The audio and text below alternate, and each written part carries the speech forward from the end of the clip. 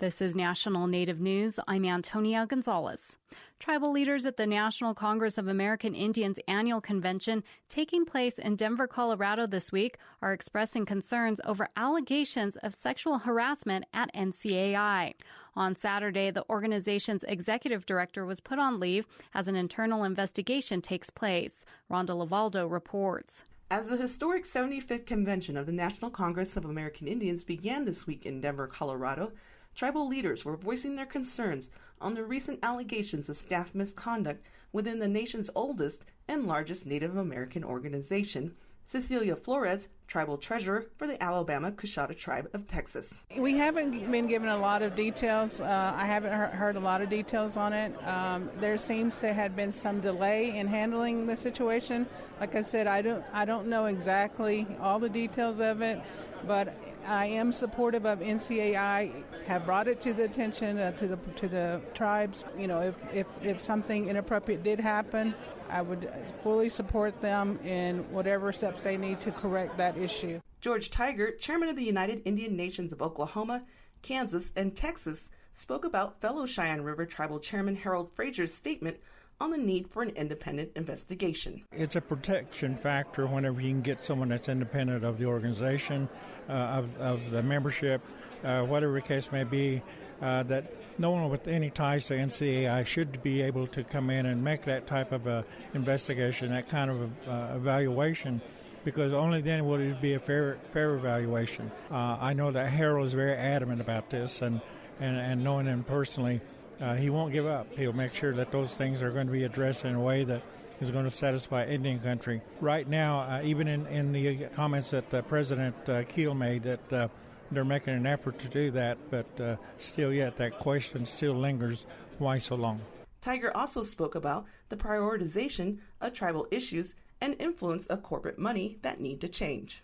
This is Rhonda Lavaldo for National Native News. Recreational marijuana is now legal in Canada.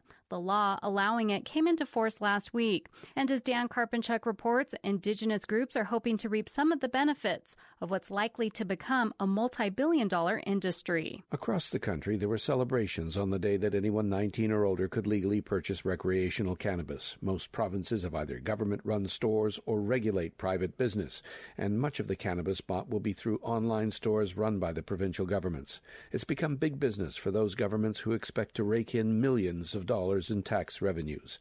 Native groups across Canada are also looking for some of that revenue. In the West, some reserves have large tracts of land which can be used to grow cannabis. Darren Poorman is with the Coacatus First Nation in Saskatchewan. He says it's not just Indigenous people who will benefit. We're going to need farm equipment. We're going to need all of these things to help create the right kind of crop. So the economic benefits are not only for First Nation people, but for all of the whole industry itself. In other regions, some chiefs say the economic benefits are already being felt, creating badly needed jobs in their communities. Glenn Hudson is the chief of the Peguis First Nation in Manitoba. People complain about us being a burden on taxpayers. Here's an opportunity for us to generate our own economic growth and sustainability. Hudson says his reserve has partnered with a subsidiary of one of North America's biggest marijuana producers. The reserve has plans for a new retail store and pharmacy. But the issue is also a divisive one for First Nations communities. While some argue that marijuana would bring needed money and jobs, others say pot shops should not be allowed at all since they bring people to the community who are only looking for drugs. For National Native News, I'm Dan Karpinchuk. And I'm Antonia Gonzalez.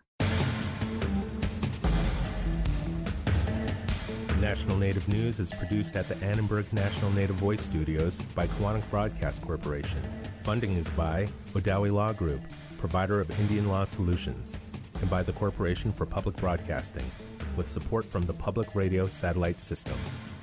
From northern Minnesota, Red Lake Nation Foods is pleased to support this show and share the bounty of the harvests. Wild rice products and wild fruit jams, jellies, and syrups produced by American Indians and available at redlakenationfoods.com.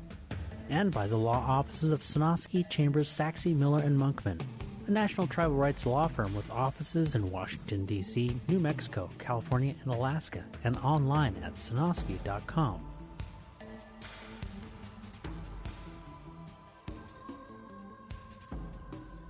Native Voice One, the Native American Radio Network.